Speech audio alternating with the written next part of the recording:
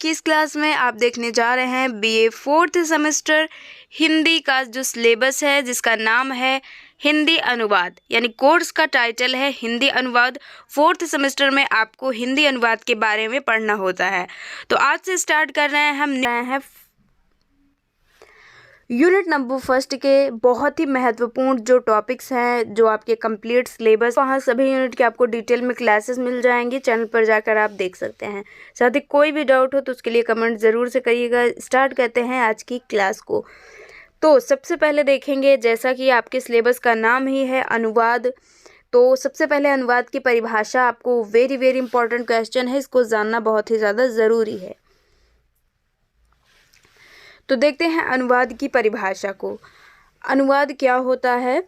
अनुवाद वह प्रक्रिया है जिसमें स्रोत भाषा के विचारों और भावों को लक्ष्य में समान अर्थ और प्रभाव के साथ प्रस्तुत किया जाता है।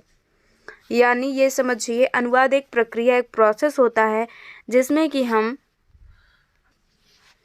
जिसमें स्रोत का मतलब होता है साधन। वह साधन है अनुवाद, जिसमें कि जिस भी भाषा का हम अनुवाद करते हैं उसके विचारों और जो भी लक्ष्य होता है, भाव का जो भी लक्ष्य होता है, वह भाषा में समान अर्थ और प्रभाव के साथ प्रस्तुत किया जाता है। और यह जो है भाषाई एवं सांस्कृतिक सेतु का भी कार्य करता है। तो ये सबसे इजी परिभाषा है अनुवाद की, इसे ज़रूर से याद कर लीजिए, समझ लीजिए, तभी आप लिख पाएंगे। तो अनुवाद वह प्रक्रिया है जिसमें स्रोत भाषा के विचारों और भाव को लक्ष्य मानकर समान अर्थ और प्रभाव के साथ प्रस्तुत किया जाता है।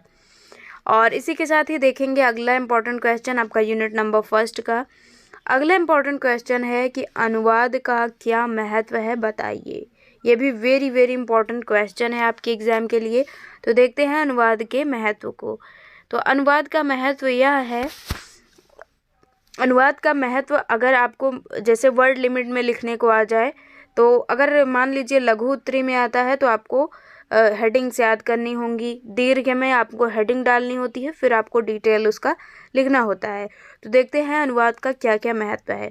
तो लिखेंगे अनुवाद का निम्नलिखित महत्व है। सबसे पहला महत्व इसका यह है कि यह विश्व साहित्य से परिचय होता है। अनुवाद के माध्यम से हम पूरा विश्व जो है वो हमारे साहित्य से परिचय होगा। साथ ही ज्ञान का विस्तार होता है, और क्योंकि अलग अलग भाषा में लोग अपनी अपनी भाषा में बातों को समझ सकेंगे अनुवाद के जरिए से, इससे ज्ञान का विस्तार होगा और विश्व भी साहित्य से परिचय होगा विश्व का, और साथ ही सांस्कृतिक आदान प्रदान होगा। और इसी के साथ ही अगला महत्व यह है 4th नंबर पर कि विभिन्न भाषाओं के लोगों में संपर्क स्थापित होगा। अलग अलग भाषा जानने वाले लोग एक दूसरे के संपर्क में आएंगे ट्रांसलेशन के द्वारा। साथ ही अगला इसका महत्व है कि प्रशासनिक कार्यों में भी सहायता मिलती है अनुवाद के माध्यम से। तो इस तरह से यह निष्कर्ष निकलता है कि अनुवाद राष्ट्रीय और अंतर्राष्ट्रीय एकता को बनाए रखता है, मजबूत बनाता है। अब देखिए अगला क्वेश्चन नंबर 3, ये भी वेरी वेरी इंपॉर्टेंट क्वेश्चन है, जो कि अनुवाद के प्रकार में आता है। तो ये क्वेश्चन में दिया गया है कि मशीनी अनुवाद क्या है। तो मशीनी अनुवाद क्या होता है, समझिए, वेरी इंपॉर्टेंट क्वेश्चन है। तो कंप्यूटर या मोबाइल के माध्यम से एक भाषा को दूसरी भाषा में बदलना ही मशीनी अनुवाद कहलाता है। जैसे कि गूगल ट्रांसलेट हो गया, जिसमें कि हम क्या करते हैं, एक भाषा को दूसरी भाषा में बदलते हैं, और जब हम यह कार्य कंप्यूटर या मोबाइल द्वारा करते हैं तो यही कहलाता है मशीनी अनुवाद। इस तरह से यह तेज होता है, लेकिन इनमें भाव और शैली की शुद्धता हमेशा नहीं रहती है। इसके बाद देखिए अगला क्वेश्चन नंबर 4 कि अनुवादक के गुण लिखिए। जो अनुवादक होता है उसमें क्या गुण होने चाहिए, यानी जो ट्रांसलेशन को करता है उसका क्या क्या गुण हैं उसके अंदर होने चाहिए। अनुवाद करने वाले ही कहलाता है अनुवादक। तो उसमें जो है अच्छे गुण जो हैं वो इस तरह से हैं, पहला गुण होना चाहिए कि उसे दोनों भाषाओं का ज्ञान होना चाहिए, तभी वह ट्रांसलेशन को अच्छे से कर सकता है। दूसरा है कि विषय का ज्ञान हो, जिस विषय में वो ट्रांसलेशन कर रहा है उसके विषय में ज्ञान हो। तीसरा, सरल एवं स्पष्ट भाषा। उसके बाद मुहावरों और लोकोक्तियों का ज्ञान होना, साथ ही सांस्कृतिक समझ होना उसके पास, और धैर्य और सावधानी। ये सभी होते हैं एक अच्छा अनुवादक जो होता है उसके पास गुण। ये सभी 6 गुण हैं जो एक अनुवादक के अंदर होना चाहिए।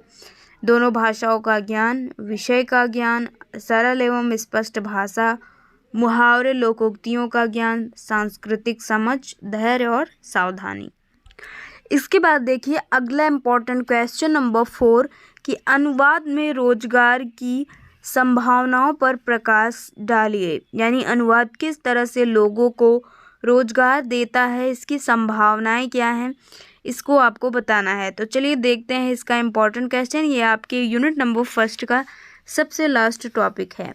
तो इसका उत्तर है कि वर्तमान समय में अनुवाद एक महत्वपूर्ण व्यवसाय के रूप में भी उभर कर सामने आया है। यानी अनुवाद लोगों को रोजगार दे रहा है या एक व्यवसाय की तरह। सबसे पहला है कि सरकारी क्षेत्र में, जैसे कि मंत्रालय हो गया, राजभाषा विभाग हो गया, बैंक हो गया, इसमें और रेलवे, इन सभी में जो है अनुवाद जो है रोजगार दे रहा है। इसी के साथ ही जो निजी क्षेत्र होते हैं उसमें भी प्रकाशन संस्थाओं में अनुवाद जो है रोजगार देता है, समाचार पत्रों में, टीवी चैनल में।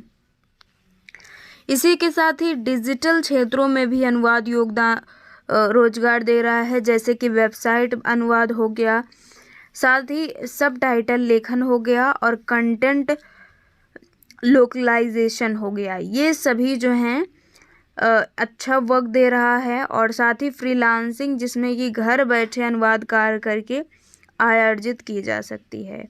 तो इस तरह से यह निष्कर्ष निकलता है कि अनुवाद के क्षेत्र में रोजगार की असीम संभावनाएं हैं और यह आत्मनिर्भर बनने का सशक्त माध्यम है। अब देख लिए अगर ये क्वेश्चन आपके एग्जाम में आते हैं तो कैसे आपको आंसर लिखना होगा जिससे आपको पूरे नंबर मिलें। तो सबसे पहले आपको भूमिका लिखनी होगी कि कोई भी टॉपिक जो भी प्रश्न में पूछा गया है वो है क्या। सेकंड नंबर पर आपको जो भी आप हेडिंग्स याद किए रहेंगे, जैसे महत्व की बहुत सारे हेडिंग्स हो गए तो उसको हेडिंग डाल के फिर उसको एक्सप्लेन करेंगे और बिंदुओं की व्याख्या करेंगे और अंत में निष्कर्ष लिख देंगे। तो ये होगा फॉर्मेट एक आंसर लिखने का। दीर्घ का हो गया, चाहे लॉन्ग का हो गया, चाहे शॉर्ट का। बस आपको ये ध्यान देना है कि शब्द सीमा जो है वो पूरी होनी चाहिए। तो इस तरह से आपने देखा यूनिट नंबर 1 के सभी इंपॉर्टेंट टॉपिक्स को। कोई भी डाउट हो तो कमेंट ज़रूर से करिएगा और साथ ही प्लेलिस्ट चेक करना मत भूलिएगा। मिलते हैं नेक्स्ट क्लास में और साथ ही किसी और भी सब्जेक्ट से रिलेटेड किसी टॉपिक पर क्लास चाहिए तो प्लीज़ कमेंट ज़रूर से कर दीजिए।